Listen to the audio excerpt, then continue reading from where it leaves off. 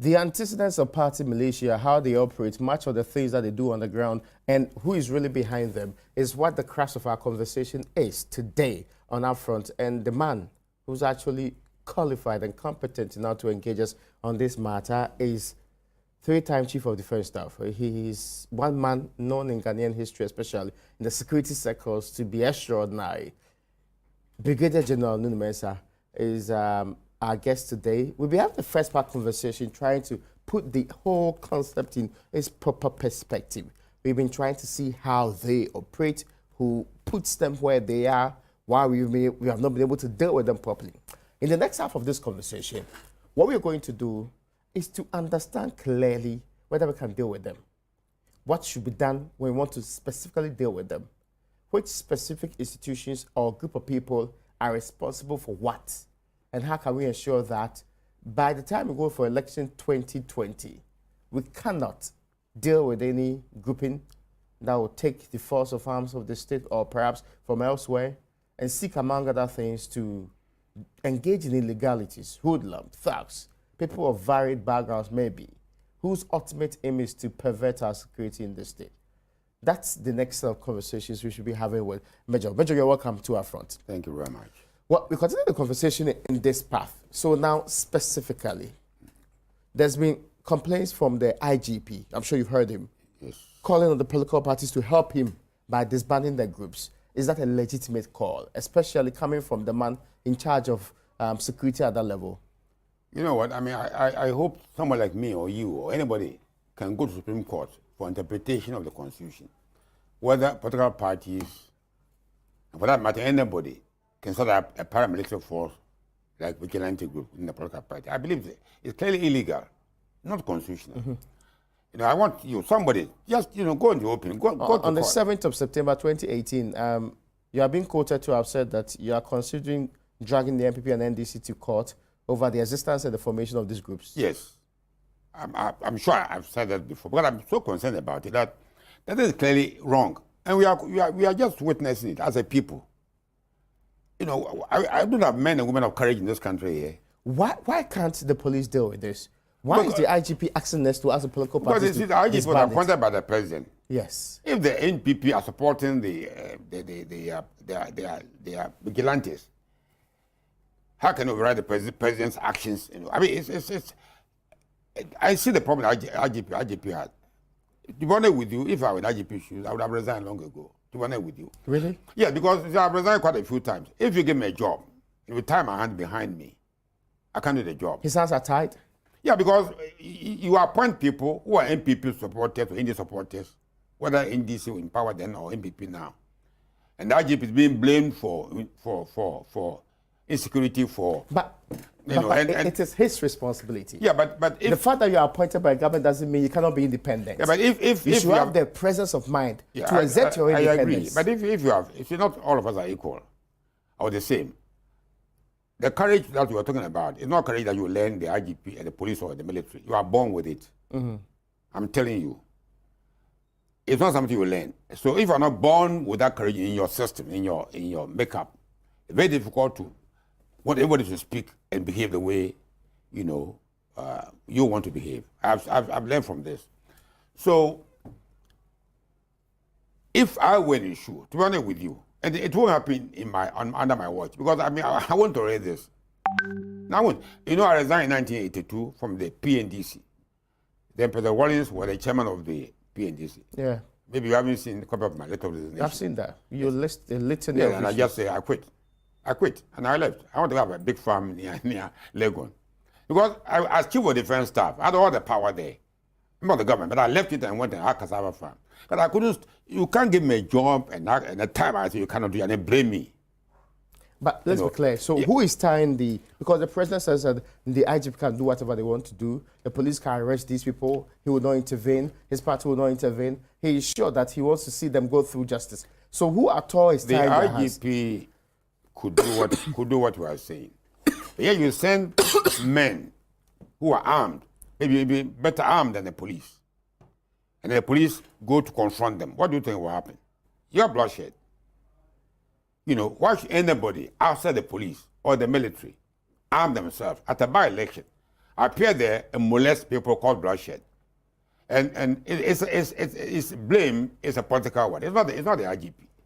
So I'm saying that if the president or the political party will not do it, use the excuse of the mayhem that will occur 3 weeks tomorrow. And I know the men and women you have on the committee are men and women of courage, of character. Yeah. They will come with a report, and not like any other report that has gone before us. Let's be Ghanaians. Tell the president by a big demonstration this time round you will implement the report. Let's slaughter this monster called the vigilante once and for all. If you have done that if the NDC, they are sitting down, they're going to have another election. You have a report which is being sat upon. You sit there, look at the report. You say, you what? I'm saying that let's have courage and demand that the right things are done. Because listen, we are playing with fire. I get you saying something specific here. When the committee is done with this work, yes, we should demonstrate to compel the executive president to implement the report. The recommendation of that. But the recommendations will come to him. He will issue a white paper telling us which ones he wants to implement. No, no, there's no white paper. The people are not novices. Yeah. Yes, I'm sure he's not a novice. Mm-hmm. And Professor Mensah. Yes, these are not novices. They will tell him common sense, and he should do them. They give him common sense. What should be? So this issue you are having is very complex. When you had this by-election, the violence I saw later on the news, I think on your network, I didn't believe that such violence could happen in Ghana 62 years after independence. I couldn't believe it. Really? I couldn't believe it. That I as a military man couldn't do that. I only kill if there's need to kill. But you don't go and maim somebody. If I'm into action, I'm there to kill, to shoot or kill. But if in a peaceful election, you go with the sole purpose of going to cause political mayhem, then the political authority must act, not the IGP. And it's within their power. They created the monster. They deal with the monster they have created. I've seen them in operation. IGP, NPP, what do you call it? 1998 Party Congress in Sweden, and I was there. A member of the party pulled a gun at us. I was shocked. That at the party you pull a gun? That our politics have come to in Ghana? That I'm going to save my people and I'll pull a. Why should I pull a gun? I'll pull a gun only because I'm going to get some booty there and we are prevented from getting a booty. If I'm going to save, I left. President Mahama didn't have enough work for me to do as national security coordinator, human security coordinator. I was building schools all over the place. I spent my time, my little money to build schools. For which reason happens, I go for this, I have this free education. If O'Reilly wasn't moved by me, there are 1,500 students there. They were being closed down. I said, no way. So I want us to come to politics to build, not to come and share the booty of our national wealth. That's not the way Ghana should be run. I get your point. Now, the various institutions that are also being talked about, is it strange to you that what we are discussing today about a national security team, a SWAT team, joining national security, civilians and police people together, forming a group that many doubt are really security? A lot of things have gone wrong with Ghana's security. A lot of things. And I have a lot of hope on this commission, and I know it will come up. It wasn't like this. I served in 1963. I was from Britain to the military intelligence. Nkrumah was there. It was very clear. We had the military, we had the police. Before Mr. Ali was Mr. I'll come to that. But we had clear lines of demarcation. The special branch those days. Very clear. No confusion. You have all these paramilitary forces. The special branch became BNI. Became BNI. Yes. And their job was mainly to acquire intelligence. Yeah. They're not armed. They're not armed police. Okay. They were civilian like the FBI in America, collecting intelligence, which then is used by the uniformed police to do the job that the policemen should do. And it should be the same. You have a SWAT team, as if there's war, armed to the teeth. Who are these people? So when the policeman and when you have such a situation where a policeman is in charge of a police station, providing security, he is in charge. If other people come with masks and so on, what are you telling me? So those that create havoc. I mean, it need not be like this at all. It need not be. Let the police people, let the uniform police maintain law and order at such events. Even the military don't come in there. But all the others work in support of them. But if you are going to bring SWAT team, who are going to threaten the very police, who are supposed to maintain law and order, then where are you going from here? So we, the politicians, I'm not one of them, we are causing the mess. So stop causing the mess, appoint the IGP, Chief of Defense, and leave him to do his job. These are professional men. They are better trained than you. So leave them. Don't go interfere with their work and then blame them for the mess that you caused. You know. The NDC's national chairman is tonight saying that he is ready and willing to lead the party to clear its ranks of all of these vigilante groups. Is that a step in the right direction? If I were within this, I will tell them, you throw the first stone. Tell them, we NDC don't have. But what we have, today, we are going to disband them. Today. And we will call on Ghanaians to tell the NPP to do likewise. That's a very simple solution. That's what the national chairman is saying. And you should do it tomorrow. You shouldn't just say it. You should do it tomorrow. And call the NPP chairman to do likewise. Mr. Blay, to do the same thing. Now, this problem is a little problem, but we are making it look, there are many serious problems that we need to solve. I get your point. We'll come to that. But my issue here is that you are saying that he just go beyond the words. Yes. Show action, that you've disbanded them. Actions speak louder than words. Do that. Have you heard me talking about something which I do it and I talk what I've done. I don't even talk about them. But do they mean it when they say it? Because if you mean it, then go and do it. In the run-up to the 2016 election, yes, they went to Kumasi Accord, they went to the Accra Accord, they went to pledge peace. And inherent in this claim is no support for these vigilante groups. But fast forward to 2018, 2019 that we are in today, we know that the people are still operating. So what value can we put on the words of a national chairman that says, we will disband them? They don't mean it. They operate because they benefit them, the political parties. Yeah. But they are like the animals that will go bigger and will consume themselves. You know, all these little groups, all the mess that we are seeing within the NPP and the NDC, is because they use them to do the dirty job for them. Okay. Now pay back. And they're not paying them back. They're not getting jobs. You ask them to go and do dirty jobs, you are in power now. So now you can't even talk them. And if some of them are coming with arms and killing people in broad daylight, where they get the arms from? These are dangerous weapons, small arms. They are washed in Ghana here. So look, I'm saying that thank God we had this little problem. Let's use that to kill this monster once and for all. And all of us should muster courage. Every Ghanaian that loves this country should use the report of the Mensah Commission, demand of the government, no white paper business. The report will be done by good, sensible people. Implement them. Let us peace in this country once and for all. Don't issue a white paper on it. No, what white paper? To expunge part of it and say this one. No. Why? Look, I've seen many reports in the country here since after Kwame Nkrumah overthrow.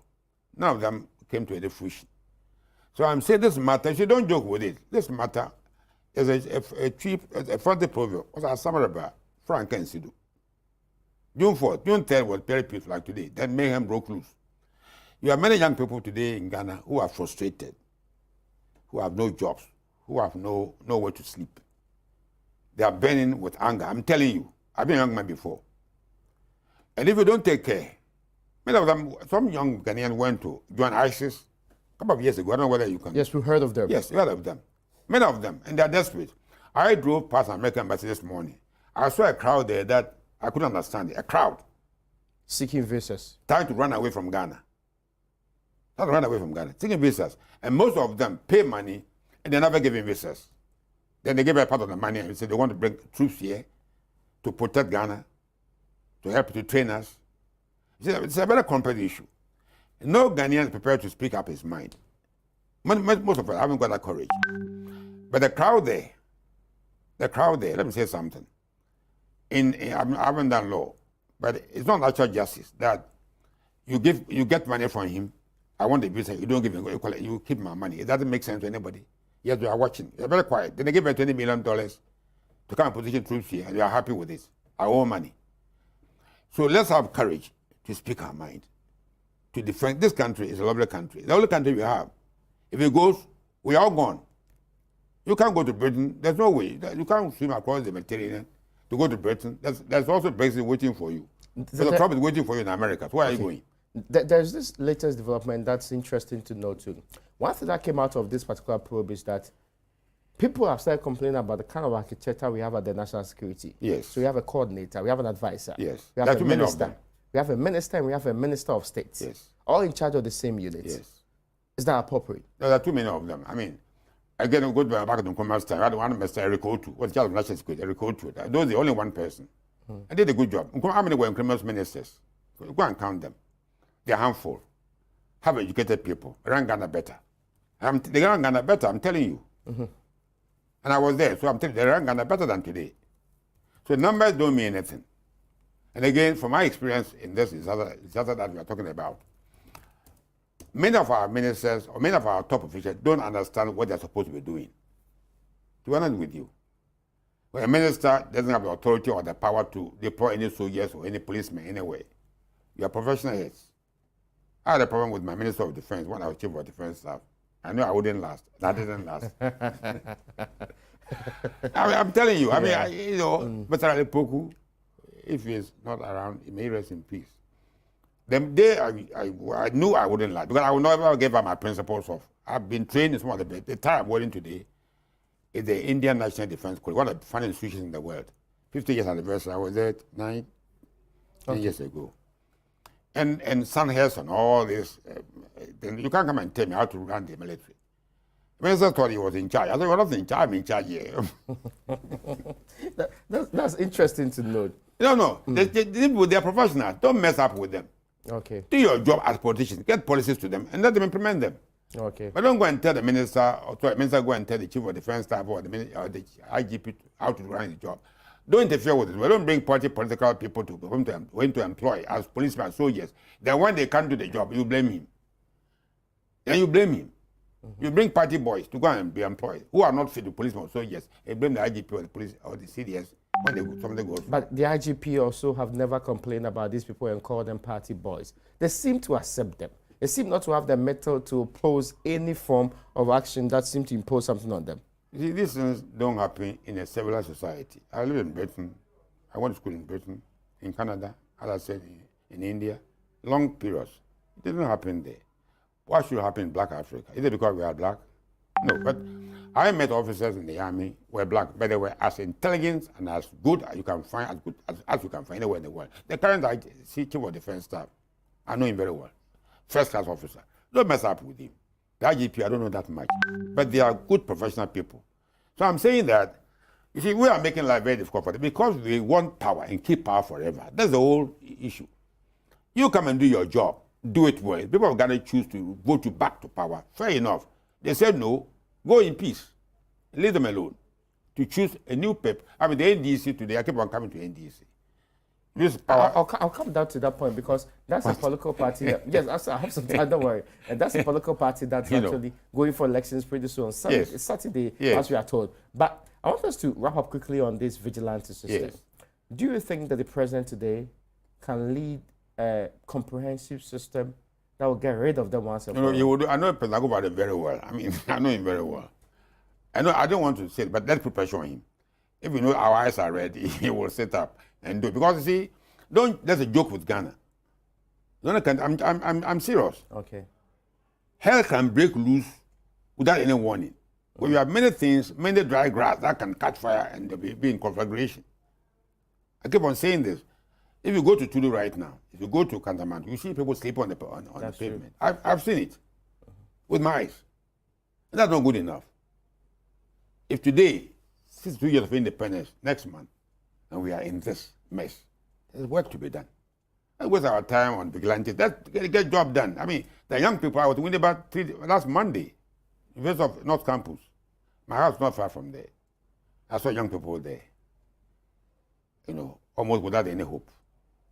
These young people in Winneba now today, I don't know what they eat in Winneba. In my time there was so much food in Winneba. Today, I don't know what they eat. See, and agriculture is dead in Ghana. It is dead. Agriculture is dead. All the food you go and see in our supermarkets are imported. It's sad. The carrots and all the vegetables are imported. A mango today, some of them are fixed, cost 10 cedis. The house I live in could buy 4 houses in cantonment with that money a few years ago, and Achampo. Yeah, Achampo was executed. So let's be serious. and attend to issues which are pertinent to our living as a people. But there are many problems. When we have many Ghanaians today sitting on stones, young women, sitting on stones, on rocks, like monkeys, around the American embassy, waiting for fees to go to America. There's something wrong with our system. The former President Mahama was not excited about the incident. He first said that the NDC was in a position to match the current government boot for boot. Some have said that was inappropriate commentary on the matter. Do you think so too? I wouldn't, this word would never come from my mouth. Not from my mouth. Not even my father's mouth, who was illiterate. Not never. Meeting 4 to 4. Going to the gutter to fight with pigs. I mean, if those days we used to bath with the bathroom in the open. You take a clothes hanging on the door. Then some madman come take your clothes, and then you come out of the bathroom naked, chasing this madman. Who is mad? You are the madman. No, you don't go to the gutter with the NDC, with the MPP. If you thought they are doing something, no. You come up, hold high, hold yourself high, above what they are doing. So that's the most unfortunate comment to make, to say that we can do better in terms of violence than them. No, we didn't elect you to come and do that. We elected you to come and run Ghana better, so that our children, our grandchildren will have a better country than we met it when we came into the world. Now, there is more to this commentary, because he later on then met the diplomatic corps, gave them some details about this event to show that they need to have a better understanding of the things he said and what was required in that particular space. Was that also inappropriate? There are things happening in Ghana here which are wrong. And I've been saying it here and here over and over again. Courage is something that you should have. Not brute courage to go through fire, but courage to be able to sit up and say, this is wrong, and I will not do it, to speak your mind.